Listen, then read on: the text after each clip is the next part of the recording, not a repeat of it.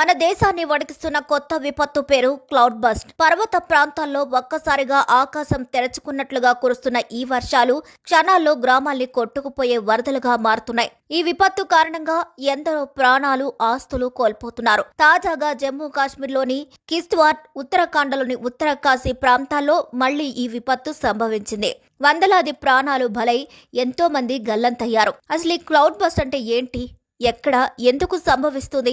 గతంలో భారత్లో cloud bust ఎలాంటి విపత్తులు సృష్టించింది? వివరాల్లో ఇప్పుడు చూద్దాం. తాజాగా జమ్మూ కాశ్మీర్లోని కిశ్త్వార్ జిల్లా చషోటి ప్రాంతంలో క్లౌడ్ బస్ట్ సంభవించి భారీ ప్రాణ ఆస్తి నష్టం జరిగింది.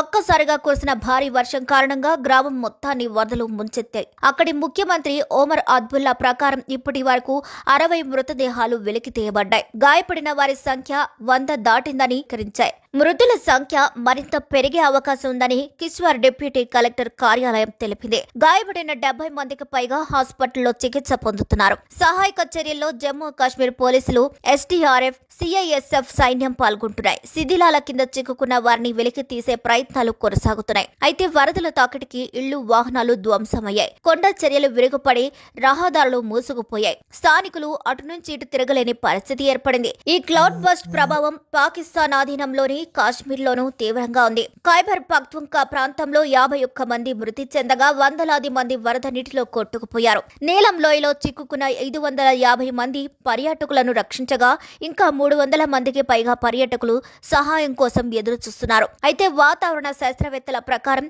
హిమాలయ ప్రాంతాల్లో వాతావరణ మార్పుల ప్రభావం ఎక్కువగా ఉండడంతో ఇలాంటి విపత్తు సంభవించిందని అంటున్నారు. అయితే వర్షం అనేది ఎప్పుడూ మెల్లగా కురుస్తుంది. కానీ కొన్ని సందర్భాల్లో చిన్న ప్రదేశాల్లో ఒక్కసారిగా గంటల్లో 100 మిల్లీమీటర్ల కంటే ఎక్కువ వర్షం పడితే దాన్ని క్లౌడ్ బస్ట్ అంటారు. ఇక ఈ క్లౌడ్ బస్ట్ గురించి ఒక్క మాటలో చెప్పాలంటే ఆకాశం ఒక్కసారిగా తెరుచుకొని జలపాతం కురిపించినట్లు కురుస్తుంది. ఈ క్లౌడ్ బస్ట్ తేమతో నిండిన గాలి పర్వతాలను ఢీకొట్టడం వల్ల జరుగుతుంది. మాన్సూన్ కాలంలో సముద్రం నుంచి వచ్చే గాలి తేమతో నిండిపోయి ఉంటుంది. ఆ గాలి పర్వతాలను ఢీకొంటే అవి ఆకాశంలోకి చేరి క్యూమ్లో నింబస్ మేఘాలుగా ఏర్పడతాయి. ఇక ఈ మేఘాలు సాధారణ మేఘాల కంటే ఎక్కువ నీటి సాంద్రత కలిగి ఉంటాయి. దీంతో ఒకేసారి ఆ మేఘం మొత్తం నీరు కింద పడిపోతుంది. దీన్నే క్లౌడ్ బస్ట్ అంటారు. ఆ క్లౌడ్ బస్ట్ సాధారణంగా ఎత్తైన పర్వత ప్రాంతాల్లోనే ఎక్కువగా ఏర్పడతాయి. ముఖ్యంగా వర్షాకాలంలో హిమాచల్ ప్రదేశ్, జమ్మూ కాశ్మీర్, ఉత్తరాఖండ్ రాష్ట్రాలు ఈ విపత్తులను ఎక్కువగా గురవుతుంటాయి. వాతావరణ మార్పుల కారణంగా అక్కడి మేఘాలు తక్కువ పరిధిలోనే విపరీత వర్షపాతం కురిపిస్తాయి. అరేబియా సముద్రం నుంచి తేమతో కూడిన గాలులు హిమాలయ పర్వతాలకు చేరుకుంటాయి. ఇవి పర్వత ప్రాంతాలు ఆగిపోవడంతో మేఘాలు మరింత ఘనంగా మారతాయి. ఈ ప్రక్రియ కొనసాగుతూ మేఘాలు అధిక సాంద్రత సాధించినప్పుడు ఒక్కసారిగా విస్ఫోటనం చెందుతాయి. ఫలితంగా చాలా తక్కువ సమయంలోనే విపరీత వర్షపాతం కురిసి వరదల రూపంలో విపత్తులకు దారితీస్తుంది. అయితే భారత వాతావరణ శాఖ రికార్డుల ప్రకారం 1970 నుంచి 2016 వరకు కనీసం 30 పెద్ద క్లౌడ్ బస్ట్లు నమోదయ్యాయి. వీటిలో చాలా హిమాలయ ప్రాంతాల్లోనే చోటు చేసుకున్నాయి. భారతదేశంలో గుర్తుంచుకోదగ్గ క్లౌడ్ బస్ట్లు ఎన్నో ఉన్నాయి. వాటిలో 2005లో ముంబైలో జరిగిన క్లౌడ్ బస్ట్. ఈ విపత్తులో 1000 మంది మృతి చెందారు. భారీగా ఆస్తి నష్టం జరిగింది.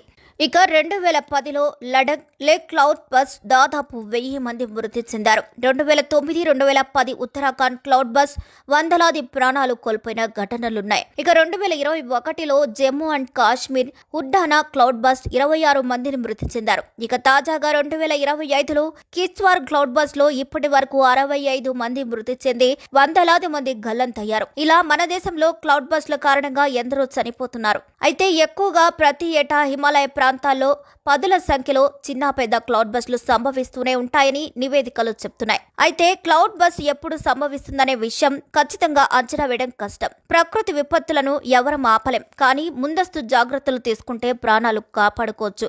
లేని పక్షంలో కిశ్త్వార్లో జరిగినట్లుగా విషాద ఘటనలు మళ్లీ మన దేశంలో జరుగుతూనే ఉంటాయి. కాబట్టి వీటికి పరిశోధకులు ఏదైనా మార్గం కనిపెడితే మంచిది. మరి ఈ వీడియోపై మీ అభిప్రాయాన్ని ఖచ్చితంగా కామెంట్ ద్వారా తెలియజేయండి. మరిన్ని అప్డేట్స్ కోసం మా ఛానల్ని లైక్ చేయండి, షేర్ చేయండి, సబ్స్క్రైబ్